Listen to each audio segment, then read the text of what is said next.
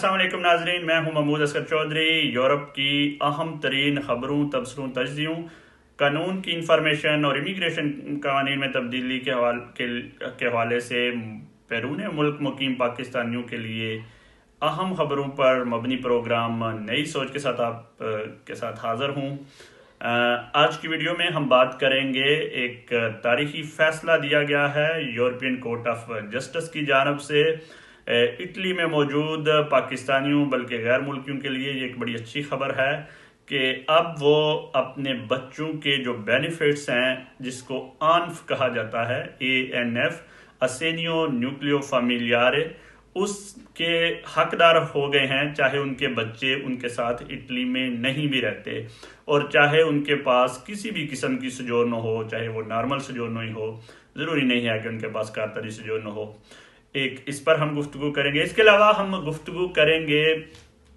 कि बरतानिया की जो मईशत है वो कोरोना वायरस की वजह से बुरी तरीके से उसका शिकार हुई है। आज गुफ्तगू की है चांसलर ऋषि सुनक ने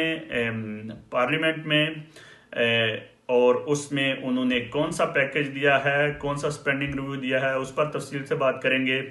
जो असेनियो न्यूक्लियो फैमिलियारे इटली वालों के लिए बेनिफिट बच्चों का वो क्या होता है, वो कैसे हासिल किया जाता है, इस पर मैं आपसे तफसील से गुफ्तगू करूंगा। मेरी आपसे गुजारिश है कि आप इस वीडियो को ज़्यादा से ज़्यादा शेयर कर दें और अपने दोस्तों के साथ जो है वो शेयर कर दें, लाइक कर दें, हमारे दोनों चैनल को सब्सक्राइब कर लें ताकि हमारी मालूमाती वीडियो आप तक पहुँचती रहे। जी नाज़रीन, जैसा कि मैं बता रहा था कि यूरोपियन कोर्ट ऑफ जस्टिस ने फैसला सुनाया है एक पाकिस्तानी और एक श्रीलंकन के केस पर, जिनके पास एक के पास नॉर्मल सोजोर्नो थी, एक के पास कारतरी सोजोर्नो था। और कारतरी सोजोर्नो मतलब फॉर एवर की जो है वो सोजोर्नो, जिसमें उनका ये मौक़िफ़ था कि उनके बच्चे जो हैं वो उनके मुल्क में मौजूद हैं और उन पर इन्हिसार करते हैं। लेकिन इटली का जो पेंशन डिपार्टमेंट है, INPS, वो सिर्फ ऐसे बच्चों को असेनियो न्यूक्लियो फैमिलियारे का बेनिफिट देता है जो इटली में मौजूद हों, जो इटली से बाहर रह रहे हों, उनको नहीं देता। इस ANF को देतरासियोने के साथ कंफ्यूजन पैदा करने की आपने कोशिश नहीं करनी। मैं आपको समझाता हूं कि दो किस्म के बेनिफिट होते हैं। वैसे तो बहुत सी किस्में हैं लेकिन मेन दो हैं। एक होता है टैक्सेस की बचत, अगर आपके बच्चे हैं तो आपको दूसरे वर्कर की निस्बत कम टैक्स देना पड़ता है। और एक होता है ANF, असेनियो न्यूक्लियो फैमिलियारे, उसमें आपको पेंशन डिपार्टमेंट टैक्स में बचत नहीं देता बल्कि आपको पैसे देता है, अजाफी रकम देता है, क्योंकि आपके ऊपर बच्चे जो हैं वो मुनसर होते हैं।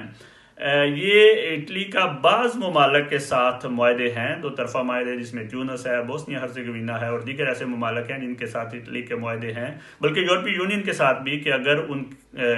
एक वर्कर के फैमिली मेम्बर्स, बच्चे किसी दूसरे मुल्क में भी रह रहे हों तो वो पैसे ले सकता है। लेकिन बाज़ ममालिक के साथ ऐसे मुआहदे नहीं हैं, तो बहुत से लोग टैक्सेस की बचत तो कर लेते हैं अगर उनके बच्चों के कोदिचे फिस्काले बने हों, लेकिन असेनियो न्यूक्लियो फैमिलियारे नहीं ले सकते थे, क्योंकि इटली का ये कहना है कि बच्चों का इटली में मौजूद होना ज़रूरी है। इस केस में यूरोपियन कोर्ट ऑफ जस्टिस ने ये फैसला सुनाया है कि किसी भी शख्स की फैमिली के हवाले से जो है उसका जो राइट बनता है बेनिफिट्स का, वो ना देना फैमिली के कवानीन के ख़िलाफ़ जाता है, और उसको ये ऑर्डर किया है कि इनको पेमेंट होनी चाहिए। ये एक बिग न्यूज़ है, ना सिर्फ उन लोगों के लिए जिनके पास इटली का पासपोर्ट कारतरी सोजोर्नो है, बल्कि उन लोगों के पास, उनके लिए भी जिनके पास नॉर्मल इटली की सोजोर्नो है, वो भी इस फैसले के तनाज़र में अब अपने बच्चों के बेनिफिट्स ले सकेंगे, जिसे ANF कहते हैं। आपको बताता चलूं कि ये एक कोर्ट का फैसला है, ये कानून नहीं है, लेकिन जब कोई कोर्ट फैसला सुनाता है तो जो डिपार्टमेंट होता है मुतलका, उसको ये मसला बन जाता है कि अब बहुत से लोग दूसरे भी केसेस करेंगे और हमें बहुत से लोगों को पैसे देने पड़ेंगे, तो वो फिर अपने जो उनके कवानीन हैं, जो सर्कुलर है, उनको चेंज करते हैं और नया सर्कुलर जारी करते हैं जिसमें शराइत नए सिरे से लिखते हैं। तो हमें उम्मीद है कि INPS जो है, इटली का जो पेंशन डिपार्टमेंट है, वो बहुत जल्दी इस कानून के हवाले से अपना सर्कुलर जारी करेगा और बहुत जल्दी जो है وہ اس اصول کو پورے اٹلی کے لیے لاگو کر دیا جائے گا۔ بہرحال یہ ایک بہت بڑی خبر ہے، اب انتظار کرتے ہیں کہ ایمس جو ہے وہ کتنی جلدی اس میں کرتا ہے۔ دوسرا میں آپ کو بتاتا چلوں کہ اٹلی جو ہے وہ بچوں کے بینیفٹس کے حوالے سے قوانین بالکل تبدیل کرنے والا ہے۔ اگلے سال سے تقریباً ہر بچے کا وہ 250 یورو تک کا رکھنے والا ہے۔ وہ ایک بگ چینجنگ ہونے والی ہے جس میں ساری قسم کے جو بینیفٹس ہیں وہ ختم کر دیے جائیں گے، اور ایک یونیورسل بینیفٹ جو ہے وہ دیا جائے گا، جو کہ ایک اچھی خبر ہے، لیکن ابھی اس پر ہمیں انتظار کرنا پڑے گا۔ جب اس حوالے سے کوئی اچھی خبر ہوگی تو اس پر بھی ہم ویڈیو ضرور کریں گے۔ جی، دوسری جانب آج برطانیہ میں ان کے جو چانسلر ہیں رشی سونک، انہوں نے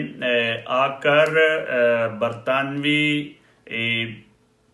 اکنامک ایمرجنسی کی بات کی۔ انہوں نے کہا کہ اس صورتحال میں برطانیہ کی معیشت کو کافی گہرا نقصان ہوا ہے کرونا وائرس کی وجہ سے۔ ایک جانب فرلو اسکیم تھی، لوگ گھروں میں بیٹھے ہوئے ہیں، حکومت ان کو پیسے دے رہی ہے اور وہ کام ابھی نہیں کر رہے، ٹیکسز کم سے کم آ رہے ہیں اور دینا جو ہے حکومت کو زیادہ دینا پڑ رہا ہے۔ اس لحاظ سے ان کا کہنا تھا کہ برطانیہ نے پچھلے 300 سال میں اتنا بڑا اکنامک یعنی معاشی بحران نہیں دیکھا، جس میں برطانیہ کی جو معیشت ہے وہ 11.3% تک سکڑ سکتی ہے، جو کہ ایک بہت بڑا لاس ہے، کیونکہ نہ صرف یہ کہ اکانومی نیچے چلی جائے گی بلکہ 7.5% تک اگلے سال تک جو بے روزگاری کی شرح ہے وہ بڑھ جائے گی۔ ان کے خیال کے مطابق پہلے ہی 1.6 ملین لوگ بے روزگار ہو چکے ہیں، جو کہ 16 لاکھ کی تعداد بنتی ہے، اور اگلے سال اپریل تک 2.6 ملین تک یہ تعداد جا سکتی ہے، یعنی 26 لاکھ لوگ بے روزگار ہو سکتے ہیں۔ ایسی بے روزگاری کی شرح اس سے پہلے نہیں دیکھی گئی تھی۔ اس سلسلے میں انہوں نے کچھ بڑے اقدامات کیے ہیں۔ حکومت جو ہے وہ فریز کرنے جا رہی ہے، پبلک سیکٹر کے جو سرکاری ملازمین ہیں ان کی تنخواہیں نہیں بڑھیں گی اگلے سال، اور حکومت فوکس کر رہی ہے کہ وہ ہیلتھ ڈپارٹمنٹ میں ڈاکٹرز، نرسز اور ہیلتھ ورکرز جو ہیں ان کی تنخواہیں تو بڑھائے گی، یا پھر ایسے ورکرز کی تنخواہیں بڑھائیں گی جن کی تنخواہ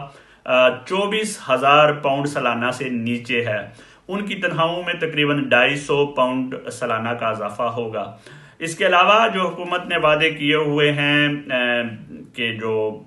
کم سے کم مزدوری کی شرح ہے بڑھانے کا، اس پر وہ قائم ہے کہ 8.91 یعنی 8.91 پاؤنڈ پر آور کا جو ریٹ ہے وہ 23 سے 24 سال سے بڑی عمر والے لوگوں کو ملے گا کم سے کم ریٹ، جبکہ جو چھوٹے بچے ہیں 16 اور 17 سال کے جو اپرینٹس کرتے ہیں ان کی جو ہے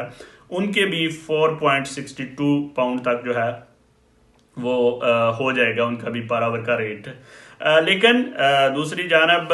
یہ جو بے روزگاری ہے اس کو جو معیشت دان ہیں وہ بڑے گہری نظر سے دیکھ رہے ہیں۔ ان کا خیال ہے کہ اگلے سال سے جو مکانوں کی قیمتیں ہیں وہ 3.5% نیچے جا سکتی ہیں۔ بے روزگاری کی شرح میں نے آپ کو بتا دی، لیکن اس پر ایک اور عذاب ہے۔ ان کا یہ کہنا ہے کہ جو بریگزٹ ہونے والا ہے اور اس میں بھی کوئی ڈیل ہوتی نظر نہیں آ رہی، اگر ہم نو ڈیل کے ساتھ نکلے تو یہ 11.3% جو نیچے جا رہی ہے اکانومی، اس کو مزید دھچکا 2.2% کا لگے گا۔ اس کے علاوہ جو بے روزگاری کی شرح 7.5 پریڈکٹ کی جا رہی ہے، اس کو بھی مزید جھٹکا لگے گا اور یہ 8.3% تک جو ہے وہ نیچے جا سکتی ہے۔ تو ایسی صورت میں حکومت کو مجبوراً ایسے اقدامات کرنے پڑ رہے ہیں جس میں وہ اس کا ڈیپٹ جو ہے وہ بڑھ گیا ہے، اور اس کے ساتھ ساتھ ان کو اپنے جو ورکرز ہیں ان کی تنخواہیں منجمد کرنا پڑی، اور لیکن اس کے ساتھ ساتھ وہ ہیلپ بھی کر رہے ہیں، اور ان کا کہنا ہے کہ پہلی پریورٹی جو ہے وہ